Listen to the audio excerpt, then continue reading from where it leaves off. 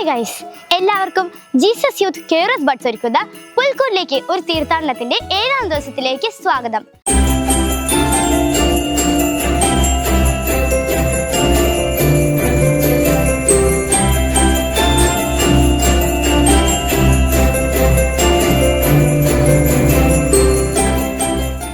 നമുക്ക് മനോജസിനെ കേൾക്കാം. Hi friends, ഇന്ന് നമ്മൾ ചിന്തിക്കാൻ പോകുന്നത് യൗസേപ്പ് പിതാവിൻ്റെ അനുസരണത്തെ പറ്റിയാണ്. ഒരു കാര്യം നമുക്ക് ചിന്തിക്കാം.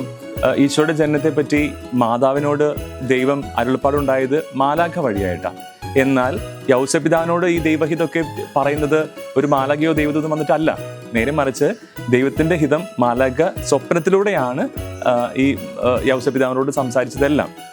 എന്നിട്ടും ഓർക്കണം, മനുഷ്യബുദ്ധിക്ക് അപ്പുറമായിട്ട് ദൈവത്തിൻ്റെ ഇഷ്ടമാണ്, ഈ സ്വപ്നത്തിൽ കണ്ടതെല്ലാം ദൈവത്തിൻ്റെ ഹിതമാണ് തിരിച്ചറിയാൻ യൗസേപ്പ് പിതാവ് ഒരു പ്രാർത്ഥനയുടെ മനുഷ്യനായതുകൊണ്ടാണ് പറ്റിയത് കേട്ടോ. അതായത് ദൈവത്തിൻ്റെ ഹിതം തിരിച്ചറിഞ്ഞപ്പോൾ അതൊന്നും ഒരു ചോദ്യവും ചോദിക്കാതെ പൂർണ്ണമായിട്ട് അനുസരിക്കുന്ന യൗസേപ്പ് പിതാവിൻ്റെ നല്ലൊരു മനോഹരമായ ഒരു ക്വാളിറ്റി നമുക്ക് പഠിക്കാൻ, നമ്മുടെ ജീവിതത്തിൽ സംശീകരിക്കാം. പ്രത്യേകമായിട്ട് നമുക്ക് ഈശോയോട് പ്രാർത്ഥിക്കാം, ഉണ്ണീശോയെ എന്നെ, മാതാപിതാക്കളെയും ഞങ്ങളുടെ സഹോദരങ്ങളെയും മുതിർന്നവരൊക്കെ അനുസരിക്കാൻ ഞങ്ങളെ പഠിപ്പിക്കണമേ എന്ന് ഉണ്ണീശോയോട് നമുക്ക് പ്രാർത്ഥിക്കാം കേട്ടോ. Thank you. ഉണ്ണീശോയുടെ പൂമത്തയിലേക്ക് 7ാമത്തെ പുണ്യത്തിന്റെ പൂ നമുക്ക് ചേർക്കാം.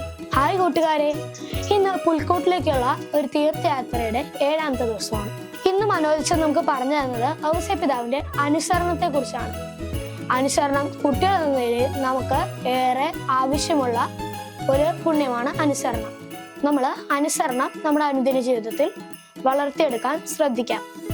അപ്പോൾ ഇന്ന് ഞാൻ ഈ പൂവിൻ്റെ പെറ്റൽ എഴുതാൻ പോകുന്നത് അനുസരണം എന്നാണ്. ഞാനിവിടെ അനുസരണം എന്ന് ഈ പൂവിൽ എഴുതിയിട്ടുണ്ട്.